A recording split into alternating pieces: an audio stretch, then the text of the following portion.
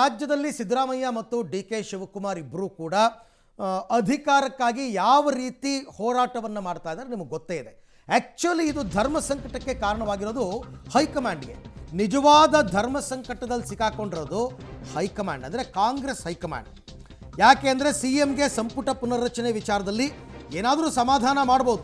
2 ಸ್ಥಾನ ಖಾಲಿ ಇದೆಯಲ್ಲ ಅದನ್ನು ಮಾತ್ರ ತುಂಬಿಕೊಳ್ಳಿ ಅಂತನೋ ಏನಾದರೂ ಮಾಡ್ಬೋದು. ಪವರ್ ಶೇರಿಂಗ್ ವಿಚಾರದಲ್ಲಿ ಡಿ.ಕೆ.ಶಿ ಏನು ಭರವಸೆ ಕೊಡೋದು, ಹೆಂಗೆ ಆಗಲ್ಲ ಅಂತ ಹೇಳಿ ಕಳಿಸೋಕ್ಕಾಗುತ್ತಾ? ಯಾಕೆಂದರೆ ಒಂದು ಕಡೆ ಬಿಹಾರ ಚುನಾವಣೆಯಲ್ಲಿ ಸೋತು ಸುಣ್ಣವಾಗಿದೆ ಕಾಂಗ್ರೆಸ್ಸು. ಈ ನಡುವೆ ರಾಜ್ಯದಲ್ಲಿ ಸರ್ಕಾರ ಹಾಗೂ ಪಕ್ಷದ ಹಿತವನ್ನು ಕಾಯ್ಕೋಬೇಕಾದ ಅನಿವಾರ್ಯತೆ ಇದೆ. ಸೂಕ್ತ ತೀರ್ಮಾನ ಕೈಗೊಳ್ಳಬೇಕಾದ ಅನಿವಾರ್ಯತೆಯಲ್ಲಿ ಸಿಲುಕಿದ್ದಾರೆ ಹೈಕಮಾಂಡ್. ಇಬ್ಬರಿಗೂ ಸಮಾಧಾನ ಮನವೊಲಿಕೆ ಮಾಡಬೇಕಾದ ಸಂಕಷ್ಟದಲ್ಲಿ ವರಿಷ್ಠರಿದ್ದಾರೆ. ಯಾಕೆಂದರೆ ನಾವು ಈಗ ತಾನೇ ಮಾತನಾಡ್ತಾ ಇದ್ವಿ ವಿರಾಮಕ್ಕೂ ಮೊದಲು, ಡಿ.ಕೆ. ಶಿವಕುಮಾರ್ ಈ ಅವಕಾಶವನ್ನು ಕೈ ಚೆಲ್ಲಿದ್ರೆ ಮುಂದೆ ಆಗ್ತೀನೋ ಇಲ್ವೋ ಅಂತ ಅವ್ರಿಗೆ ಅನ್ನಿಸ್ಬಿಟ್ಟಿದೆ. ಈಗಾಗಲೇ ಏನಾದರೂ ಮಾಡಿ ಆರಂಭದಲ್ಲೇ 4 ದಿನ ಏನೋ ತಗೊಂಡಿದ್ರು ಇವರು ಸಿ.ಎಂ ಯಾರಾಗಬೇಕು ಅಂತ ತಗೊಳ್ಳೋದಕ್ಕೆ. ಸಿದ್ದರಾಮಯ್ಯನವರು ಡಿ.ಕೆ. ಶಿವಕುಮಾರ್ ಡೆಲ್ಲಿನಲ್ಲಿ ಕೂತಿದ್ರು, ಆವಾಗಲೇ ಬಿಟ್ಕೊಟ್ಟಿರಲಿಲ್ಲ. ಮ್ಯಾಕ್ಸಿಮಮ್ ಟ್ರೈ ಮಾಡಿದ್ರು, ಬಟ್ ಏನೋ ಅನಿವಾರ್ಯತೆಗೆ ಸಿಕ್ಕಾಕೊಂಡು ಬಿಟ್ಕೊಟ್ರು ಡಿ.ಕೆ. ಶಿವಕುಮಾರ್. ಬಟ್ ಈ ಸರ್ತಿ ಹಂಗೆ ಮಾಡಬಾರ್ದು ಅಂತ ಪಟ್ಟು ಹಿಡಿದು ಕೂತ್ಕೋತಾರೆ ಗ್ಯಾರಂಟಿ. ಹೈಕಮಾಂಡ್ ಏನು ಮಾಡಬೇಕು, ಇದು ಪ್ರಶ್ನೆ. ಈ ಬಗ್ಗೆ ಕೂಡ ಮತ್ತಷ್ಟು ಮಾಹಿತಿ ನನ್ನ ಕೊಲೀಗ್ ಸುಖೇಶ್ ಅವರಿಂದ ಪಡ್ಕೊಳ್ಳೋಣ. ಸುಖೇಶ್, ನಿಜವಾದ ಧರ್ಮ ಸಂಕಟದಲ್ಲಿ ಸಿಕ್ಕಾಕೊಂಡಿರೋದೇ ಹೈಕಮಾಂಡ್.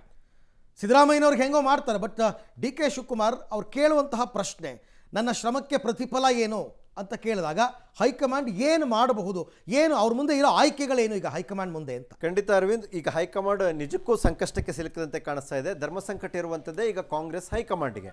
ಯಾಕಂದರೆ ಪಕ್ಷ ಅಧಿಕಾರಕ್ಕೆ ಬರಬೇಕಾದಂಥ ಸಂದರ್ಭದಲ್ಲಿ ಮುಖ್ಯಮಂತ್ರಿ ಸಿದ್ದರಾಮಯ್ಯ ಮತ್ತು ಉಪಮುಖ್ಯಮಂತ್ರಿ ಡಿ.ಕೆ. ಶಿವಕುಮಾರ್ ಇಬ್ಬರು ಕೂಡ ಹಗಲು ರಾತ್ರಿ ಶ್ರಮವಿಲ್ಲದೆ ದುಡಿದಿದ್ರು, ಜೋಡೆತ್ತಿನ ರೀತಿಯಲ್ಲಿ ಕೈ ಹಿಡಿದುಕೊಂಡು ಓಡಾಡಿದ್ರು, ಮತ್ತು ಇಬ್ಬರ ಶ್ರಮ ಕೂಡ ಈಕ್ವಲ್ ಆಗೇ ಇದೆ. ಕಾಂಗ್ರೆಸ್ ಹೈಕಮಾಂಡ್ ಅಥವಾ ಪಕ್ಷ ಸಿಂಬಲ್ಲು ಇವೆಲ್ಲವೂ ಕೂಡ ಇದ್ದೇ ಇರುತ್ತೆ ಜೊತೆಗೆ. ಆದರೆ ರಾಜ್ಯದ ಜನರನ್ನು ಕನ್ವಿನ್ಸ್ ಮಾಡುವಲ್ಲಿ, ಅದೊಂದು ಹೋರಾಟವನ್ನು ಮಾಡುವಲ್ಲಿ ಪ್ರತಿ ಹಂತದಲ್ಲೂ ಇಬ್ಬರು ಜೊತೆಯಾಗಿ ಬಂದಂಥವ್ರು. ಇನ್ನು ಇಬ್ಬರಿಗಿರುವಂಥ ಇಮೇಜನ್ನು ನೋಡೋಕೆ ಹೋಗೋದಾದರೆ ಸಹಜವಾಗಿ ಸಿದ್ದರಾಮಯ್ಯವರು ಮಾಸ್ ಇಮೇಜನ್ನು ಇಟ್ಕೊಂಡಿದ್ದಾರೆ, ಮಾಸ್ ಲೀಡ್ರು ಅವರು ರಾಜ್ಯದಲ್ಲಿ, ಅದ್ರ ಬಗ್ಗೆ ಯಾವುದೇ ಅನುಮಾನಗಳು ಇಲ್ಲ.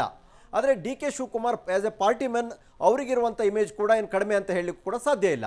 ಆದರೆ ಪಕ್ಷದ ವಿಚಾರಕ್ಕೆ ಬಂದಾಗ ಸಹಜವಾಗಿಯೇ ಮೂಲ ಕಾಂಗ್ರೆಸ್ಸಿಗರಾಗಿರುವಂಥವ್ರು ಡಿ.ಕೆ. ಶಿವಕುಮಾರ್ ಸಿದ್ದರಾಮಯ್ಯವರು ಕಳೆದ 18-19 ವರ್ಷದ ಹಿಂದೆ ಪಕ್ಷಕ್ಕೆ ಬಂದಂಥವ್ರು.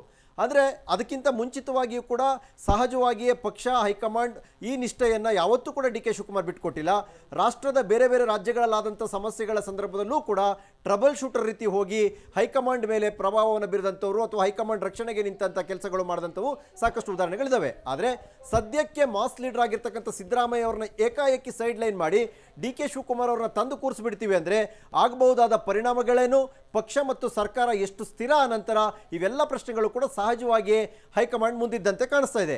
ಹಾಗಂತ ಪಕ್ಷನಿಷ್ಠರಾಗಿರುವಂಥ ಹೈಕಮಾಂಡ್ ನಿಷ್ಠರಾಗಿರುವಂಥ ಇಷ್ಟು ವರ್ಷ ಪಕ್ಷಕ್ಕಾಗಿ ದುಡ್ಕೊಂಡು ಬಂದಿರುವಂಥ ಡಿ.ಕೆ. ಶಿವಕುಮಾರ್ ಅವ್ರನ್ನ ಮತ್ತು ಈ ಬಾರಿ ಸರ್ಕಾರ ತರಲಿಕ್ಕೆ ಪಾಲುದಾರರಾಗಿರ್ತಕ್ಕಂಥ ಡಿ.ಕೆ. ಶಿವಕುಮಾರ್ ಅವ್ರನ್ನ ಏಕಾಏಕಿಯಾಗಿ ಸುಮ್ಮನಿದ್ದು ಬಿಡಿ ಪಕ್ಷದ ನಿಷ್ಠೆಯಿಂದ ಅಂತ ಹೇಳಲಿಕ್ಕೂ ಸಾಧ್ಯ ಇಲ್ಲ.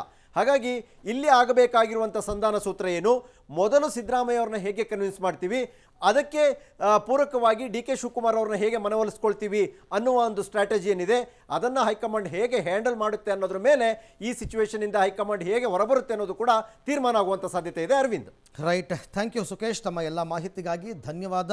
ಸೊ ಇದಾರಲ್ಲ ಘಟಾನುಘಟಿ ನಾಯಕರು ವೇಣುಗೋಪಾಲ್, ಸುರ್ಜೇವಾಲಾ, ಇವರುಗಳೆಲ್ಲ ಸೇರಿಕೊಂಡು ಡಿ.ಕೆ. ಶಿವಕುಮಾರ್ ಅವರಿಗೆ ಯಾವ ರೀತಿ ಕನ್ವಿನ್ಸ್ ಮಾಡ್ತಾರೆ. ನಿನ್ನೆ ಕೂಡ ಡಿ.ಕೆ. ಶಿವಕುಮಾರ್ ಒಂದು ಮಾತು ಹೇಳಿದ್ರು, ನಾನು ಬ್ಲ್ಯಾಕ್ ಮೇಲ್ ಮಾಡಲ್ಲ, ನಾನು ಪಕ್ಷನಿಷ್ಠ, ಪಕ್ಷ ಕೊಟ್ಟ ಜವಾಬ್ದಾರಿಯನ್ನು ನಿಭಾಯಿಸ್ಕೊಂಡು ಹೋಗ್ತೀನಿ ಅಂತೆಲ್ಲ ಹೇಳಿರೋದ್ರಿಂದ ಅವ್ರನ್ನ ಕನ್ವಿನ್ಸ್ ಮಾಡೋದು ಸುಲಭ ಆಗುತ್ತಾ ನೋಡೋಣ.